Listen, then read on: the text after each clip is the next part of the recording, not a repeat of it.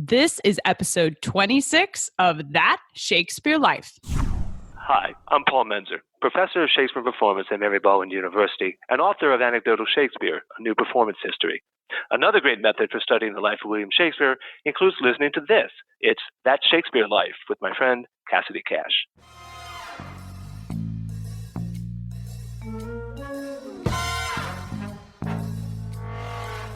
And the monument has Shakespeare. People put a quill pen in his hand on a regular basis, and then someone steals it, and then a new quill pen is put there. But actually, we don't know that the monument always anticipated a quill to be placed in his hand. Maybe it was meant to be a pencil.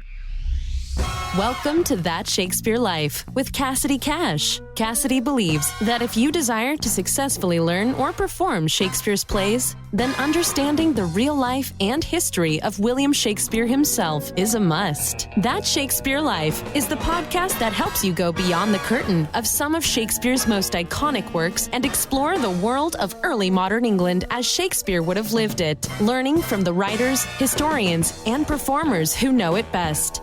And now, here's Cassidy. The iconic image of William Shakespeare is one of him holding a quill pen and furiously scratching away on a piece of parchment with ink on his hands to create a masterpiece. When it comes to the history of writing, and pens in particular, and even references to writing that happens inside Shakespeare's plays, the world of writing instruments in Shakespeare's lifetime was really widely varied. Not only are there other options beyond the infamous quill pen, but it's highly likely many of Shakespeare's plays were actually taken down using a precursor to the same number 2 pencil you and I use to create our artwork today. And here to help us explore the history of writing instruments in England, including table books, graphite pencils, and a delightful look at Elizabethan erasers, is Professor of Shakespeare and Early Modern Drama, Tiffany Stern. Tiffany works at the Shakespeare Institute in Stratford-upon-Avon, England, where she is a bastion of knowledge in Shakespeare, publishing several books and articles on topics exploring the relationship between history and the text of Shakespeare's plays. Today, she's here to help us unpack some of the history she wrote about inside her article called Sermons, Plays, and Note-Takers, where she shares with us how the culture of note-taking in England during Shakespeare's lifetime would have influenced his writing, both in the practical sense of what instruments he used or didn't use when penning his famous works, as well as what history about writing is revealed to us in the text and stage directions of his plays. Tiffany, welcome to the show. Hi, thank you very much for inviting me. When we think of Shakespeare writing plays, we assume he used a quill pen. Were there other instruments available to playwrights in the 16th century? Well, actually, there were quite a few other instruments, and it slightly depended what the thing was on which you wanted to write. So, for instance, you could have a little wax tablet and you could scrape on there with a stylus. But actually, when we think of beautiful Renaissance drawings, we often think of things which look as though they're taken down in pencil. And in fact, they're not taken in our conventional kinds of pencils. They're taken down in metal points, lead points with tin, or silver with copper, or slate, or little chalk points. So you could also use such implements to write on paper. But if you were going to use a metallic instrument to write on paper, you also had to treat the paper so that it was abrasive enough to hold the material. And you could also write on table books, which I'm going to talk about later. And finally, the pencil, our form of pencil, had recently been invented. So you could just about write with one of those, though they were somewhat rare. Why was there a need for alternative forms of writing? Or I guess, the quill pen was useful. Did it cause problems or was it expensive? Why were all of these options floating around? Yes, there were all these options. I think, the main problem with the quill pen, there were quite a few, but one was you had to dip it all the time. So you couldn't do continuous writing. Like if you wanted to take notes very, very quickly, you have to stop and dip to re-ink your pen. That's one of the problems with quill pens. Another is that your pen itself only lasts a week or so, often less, and you have to trim it all the time. You have to trim it every couple of pages as it wears down. So quill pens were really a lot of work, and they were expensive. You needed to get them from a very big bird, and you needed to get the biggest quills from the bird. So for all these reasons, quills were expensive. They were somewhat difficult, ungainly. Ink was expensive and you had to make that or buy that. the kind of paper you could write on, it wasn't just any old paper, it was paper that was sized. So it's also treated paper that won't just suck in too much of the water content of the ink. So, which is to say, ink pens, quills were expensive and just tricky. So what was great about them was they produced something permanent that lasted forever and that often still lasts now. But they were a real hassle to write with, and particularly if you want to travel around and write things, well, if you want to travel around and write things in ink, now you need to attach to your belt an ink horn, which is a horn, an animal horn, which has some ink in it, and then another little compartment which has quills in it, and then another little compartment which has your penknife for trimming it. And then you really need somewhere to rest if you're going to write in ink. So ink is great as a permanent medium, but it's very bad for note-taking. In Tiffany's article, Sermons, Plays, and Note Takers, she mentions the concept of table books, which were like notebooks. And you mentioned this earlier, Tiffany, but they were used by note takers to transcribe what they were hearing. And I was wondering if you could explain to us what a table book was and how it was used. Yes. So table books are fascinating. So a table book, if you look at one now, if you call one up in a rare book library, up will come an empty book with thick, these days powdery thick pages, really odd looking pages.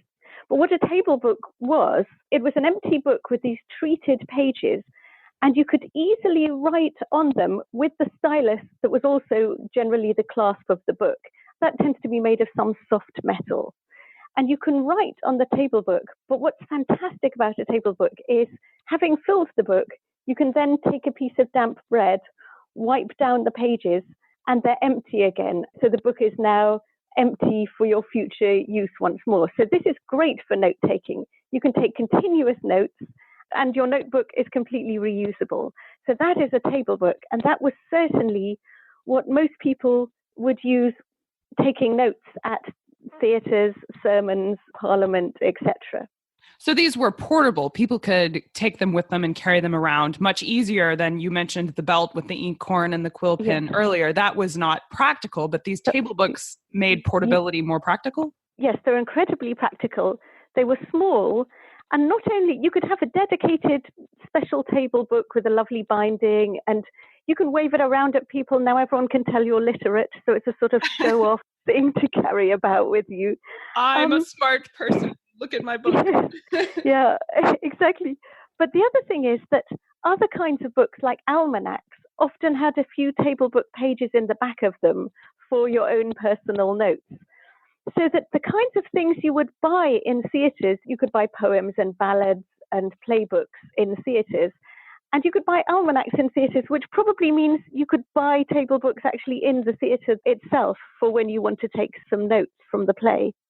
Which in her article, Tiffany mentions that note-taking was not only encouraged, but it was considered an essential part of listening to a public speech. And Tiffany, I wanted to ask you if that meant that the expectation was that people in the audience of a theater would be taking notes while listening to the performance?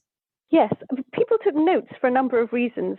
One is just that, as with now, sometimes you take notes and you never really read your notes again, but taking the notes helps you remember the thing.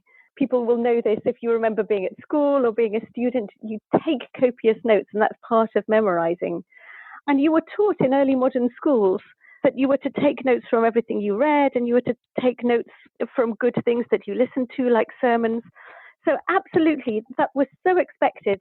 It was so part of being a literate person that playwrights totally expected note takers. But they had mixed feelings about note takers.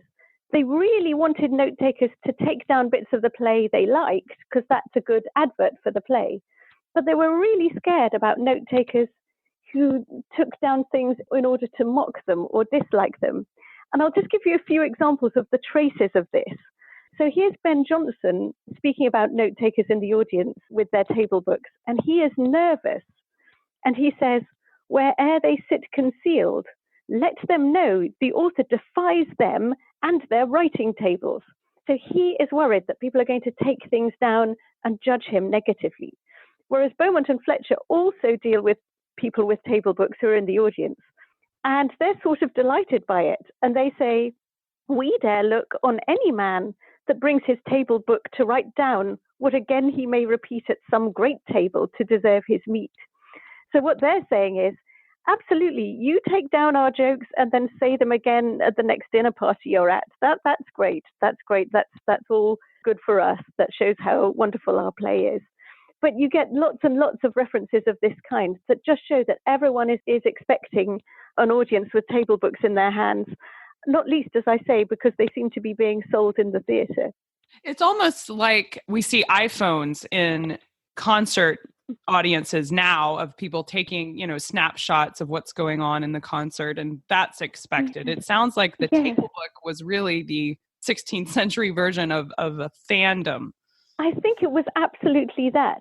And just as you make such a good analogy, and just to push it a bit further, some theatres are now setting aside specific tweet seats.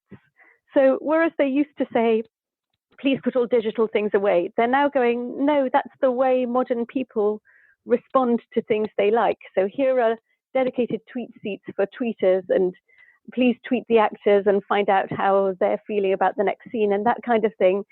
And I think that's our modern technology. And with table books, we've got early modern technology that acts in rather the same way. And I sometimes wonder, Shakespeare is so famous for coining words and for glorious phrases. And those are basically kind of sound bites. And I think they're there for people to take down in table books. Some of the things we quote all the time were quoted all the time, and they were quoted a lot because they were exactly what people took in their table books. They were their little present for going to the play. And as I say, the same with new words. We often find Shakespeare's coining of words or using of rare words. We sometimes find that alienating. But actually, I think he's a little bit playing to the lowest common denominator. This is stuff for the table book audience to take away. He's keeping track of his target audience there for sure. Absolutely. And I think one of the things about going to a new play and hearing the newest word and hearing it in context so you know what it means is you can go home and your neighbour hasn't been to the play and doesn't know the new word, and you use the new word and now you've won. Yes. I think it's a bit like that. Well, you mentioned that they had multiple pages and they're taking these with them to use later. Are any of the surviving copies of Shakespeare's plays that we have, were they compiled using table books? The article I was writing was suggesting that was the case. And I'll tell you why I think it is. But this is disputed. But we have with Shakespeare sometimes, and other authors too, sometimes we've got really weird versions of his plays. And I was writing particularly about Hamlet. And Hamlet, the first Hamlet published in 1603, it's much shorter and much clumsier than Shakespeare's other plays. And it's got lots of gaps and lacunae, and it's got lots of lines that don't quite make sense. And people have wondered for ages, how did this quite seemingly corrupt and version of Hamlet come about? And what I was suggesting is that it's probably the extension of that table book culture, that probably here we have a version of the play which has been taken down by members of the audience, and they've tried to sort of combine all their notes and recreate the play. And this is something which they did a lot with sermons. They would often go as little cabals and take down sermons and publish them. And then quite often you get the real sermon published by the preacher who goes, oh, I've had to publish the real one because what has been published is so corrupt, it's not really what I said at all. And I wonder if we have the same thing going on with Hamlet, which, as I say, is published in this seemingly corrupt form in 1603, and then in a good form in 1604. And if I can give you just a couple of funny examples of what might be audience mishearings, we get things like when the good text of Hamlet says that Norway is impotent and bedrid, and this strange corrupt text says that Norway is impudent and bedrid. And you're that is likely to be a mishearing or a mistranscribing. Similarly, the good Hamlet says, we did think it writ down in our duty to let you know of it. And this funny text says, we did think it right done in our duty to let you know of it. Wow. And you get good version with tongue in venom steeped, and corrupt version with tongue-envenomed speech. And all of these seem like mishearings and mistranscriptions, and sort of, I think, give us a moment of audience members kind of hurriedly writing and putting down what they hear, even though it doesn't quite make sense. And it's things like that that make me think that Hamlet Quarto 1 of 1603 is probably a result of note takers with their table books. It's certainly an interesting concept and would be hard, I think, to decipher such minor variations between texts of which one did Shakespeare actually pen.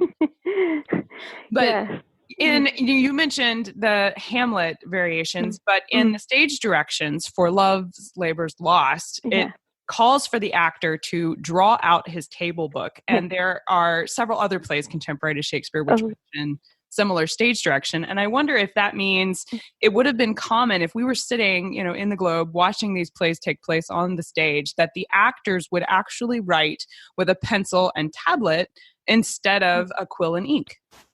Yes, I think they did a lot of both. I mean, the Love's Labour's Lost joke, it's sort of a joke. It's that the word peregrinate has just been used. And the curate says, what a fantastic word. And then he draws out his table book in order to note down the new word. And I think the joke is that a load of audience members will be doing just that at the same time. And now they're all looking a bit sheepish as it's happening on stage. And Hamlet, he is clearly on stage with a table book. He says, "My tables, meet it is I set it down that one may smile and be a villain." What he means is he's going to open his table book and he's going to write down, "One may smile and be a villain." And we even have an amazing bit of table book as an analogy in that play, when Hamlet has just met the ghost of his father and the ghost has said, "Remember me." And Hamlet says, "Remember thee?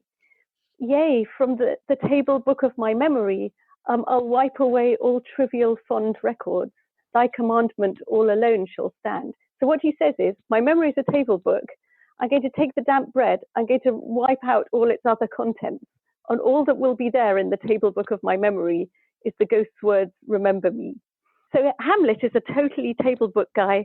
And I think he's just the sort of person who would be student-y, show-off type, verbal, those are table book people. And as I say, the audience will have been filled with them. Now, you alluded to this or kind of side mentioned it, but I want to draw out what you said there of taking out the wet bread to erase with. Are they using a piece of soggy bread to erase their writings? Yes, they are. That's how you clean a table book. But damp bread is also equally good for the early graphite pencil. You can erase that with the bread. So the bread is really a crucial bit of your kind of writing set, your writing equipment. I've saw a picture of an archaeological site had a diagram of a pencil, and they actually had the pencil, and it looked like a piece of bread had been fastened to the pencil using ties to make it portable. Is that how they would carry this around? That is interesting. I don't know if that's fanciful or not, because the pencils themselves, I mean, it makes sense to have it. At the same time, because it needs to be damp, either you're carrying water around with you, or I suppose you're spitting on your bread, which of course you can do. And actually, that said, if you're using one of the early graphite pencils, so the table book, you need damp bread. But if you're writing on paper with one of the early graphite pencils, then you can just rub it out again with bread crumbs, and it doesn't need to be damp. So certainly bread is always an important part of your pencil writing. Was that the only kind of eraser that they used? Or, I mean, it seems, I would have gone for cloth personally, like a wet piece of cloth. It seems interesting to me that they picked bread, which would mold and cause all kinds of issues. Well, I think they sometimes also refer to sponges. So I think a sponge or a piece of bread you could use, but bread is just very convenient and is always there. Sponge is actually a little bit expensive. Okay. But yes. I see. I want to mention the graphite pencil because I think it was getting its start or at least coming into high fashion during William Shakespeare's life. And as I understand it, by the late 16th century, around when William Shakespeare was born, England actually held the monopoly on graphite pencils.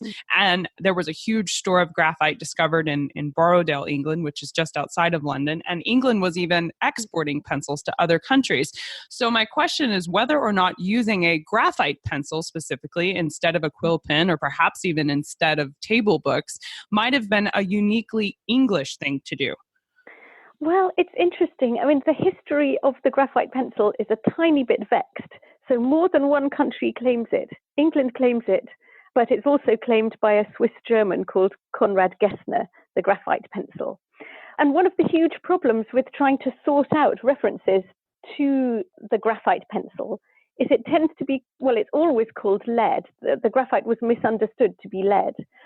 So when you read references to a lead pencil, that might be to a graphite pencil, but it might also be to a pencil that actually has lead in it, which was something they also put in there. So it's a slightly vexed history, but yes, graphite had been discovered in large quantities. That there'd been a thunderstorm in Cumbria, which is not just outside London, it's at the other end of England in the north, where the Lake District is.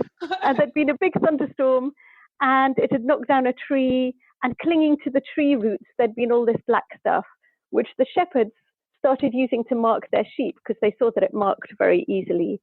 And that came to be adopted for pencils. When you're located across the ocean, the proximity of close to London. Oh, sure.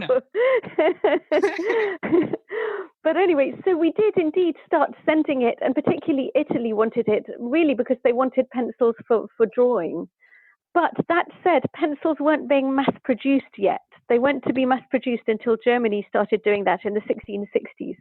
So although it would be possible for audience members to have a pencil, it's much more likely that they're using table books and styluses, just because pencils would have been rare and expensive. But as I say, not impossible. Not impossible. And for the same reason, it's not impossible that a writer might choose to invest in a pencil, because, as I was saying before, being able to write continuously is such a boon, and particularly if you're a writer in the middle of a thought, how annoying if you have to stop the thought to dip your pen. Yes, as a creative, that is difficult. Yes. Yes, but as I say, the table book technology allows that a little more easily, and is certainly the one that is better recorded than the graphite pencil one for that era. But as I say, it remains possible that Shakespeare was a writer in graphite pencil, and certainly is likely that he was a user of table books. Now, in his play Epicene, Ben Jonson references the graphite pencil. Now, he calls it black lead, but you mentioned why they would call it black lead. Yeah. But he lists it as a list of supplies to be found in a mathematician's toolbox. And so we've established that mathematicians would probably use it, as would, as you mentioned, artists and people who are doing drawings. And map makers, they're often used with respect to map makers. And I think that's because when you're trying to draw a map, you need such precision. You do need something you can erase and rewrite and erase and, and reframe again and again. So map makers often use them. And all these things make us think that writers must have had, or will have had access to them. But at the same time, it's interesting that Ben Jonson, a writer himself, does not refer to pencils as a writing tool, but rather as a mathematical one. I mean, it's as if the different writing instruments had different reputations almost. I think of and I honestly don't know if y'all have these in England. I would think so, but it's called a carpenter's pencil, and it's like a pencil, but it's flat and wide. And they exist, but I think of them as carpenter pencils. So when I'm picking up a pencil to draw something or create a diagram, I don't reach for that kind. I use the other kind. And it seems like maybe for Shakespeare and Ben Jonson, there were a lot of writing instruments, but there were some that were either actually better for what they were doing, or they had the reputation of being better for what they were doing. Yes, I think that's the case. I think you're absolutely right. And all that said, I gathered together a little sheet of quotations that might be useful. And here I'm looking at one that maybe does suggest pencil use by playwrights. And this is William Cartwright, the playwright, who's writing about Beaumont and Fletcher, more playwrights. So Cartwright the playwright says of Fletcher, he's saying that Fletcher sometimes wrote alone as well as with Beaumont. And the way he says that is, he says, "'Tis known that sometimes he did stand alone, that both the sponge and pencil were his own." Well, that suggests writing with a pencil, erasing it with a sponge. So it's still actually a little unclear whether that's a table book reference or a graphite and sponge reference. But, it's open to either interpretation. But that's certainly playwrights using things other than pens for their writing. So is our stereotype of Shakespeare that we have created here in for posterity of him using this feather quill and ink, is that a correct representation of Shakespeare, or are we saying that he should be depicted with a table book or pencil instead? Well, that's such an interesting question. And I work in Stratford-on-Avon, and we've got Shakespeare's grave and the monument above the grave. And the monument has Shakespeare, and then he's got a piece of paper in front of him, and then his hand is in a writing-like position. And people put a quill pen in his hand on a regular basis, and then someone steals it, and then a new quill pen is put there. But actually, we don't know that the monument always anticipated a quill to be placed in his hand. Maybe it was meant to be a pencil, who knows, or a stylus. I think we should certainly think of Shakespeare using the different media available to him. And we should bear in mind that when you write something in ink, that's the permanent, fixed, final text, but that your draft texts are likely to be in something more erasable, representing the way you write drafts as opposed to the way you produce finished products. Well, that's what I've always thought. So it's definitely an interesting thought to think about, that there were other things besides the quill and ink that he could have used. And I know I want to explore this topic further. So I want to ask you, what books or resources do you recommend for us to learn more about Shakespeare's use of the graphite pencil or table book? Well, there's a lovely website called Museum of Everyday Life, and that has a nice pencil section. I do recommend that. Then, if you're looking for an article, there's a very good article by Peter Stalibras, Roger Chartier, Franklin Murray, and Heather Wolfe, which is called Hamlet's Tables and the Technology of Writing in Renaissance England. That's Shakespeare Quarterly 2004. If you're in England, go to the Derwent Pencil Museum. That's in Cumbria, and it's a museum which claims to be on the very site of the first ever pencil. The Keswick pencils, yes. Yes. And the article that you're referring to here, which I wrote, I suppose I would also recommend that for thinking about table books at any rate. Excellent resources. We will link to all of those in today's show notes. Now, we ask everyone this next question here at That Shakespeare Life, and that is, what is the one book you would take with you on a deserted island? And you are allowed the complete works of Shakespeare and a copy of the Bible. So your choice is in addition to those. Wow, that is so difficult. Everyone says that. Yes, it is really difficult because, the kind of book I might read as a bedside book, like a detective novel, is pointless taking that. I would know who did it. So I need something that will just give and give and give and give. So I have two different answers. Okay. One is Houseman's book of poetry, The Shropshire Lad. I completely love it. I think it was the book of poetry that made me like poetry when I was about 12 or 13. And lots of British composers have set those poems to music, and I love all that music. And so that book would remind me of things I really love, music I love, my love of poetry. On the other hand, it's quite short. So the alternative would be Spenser's Faerie Queene, which is his unfinished massive epic. And I've never quite loved that as much as I thought I should do. But on a desert island, I'd have time to work out. It would be time to get to know it better. I'd have time to get to know it really well. So that's a kind of worky choice, and the Shropshire Lad is more a pleasure choice, but those are the two.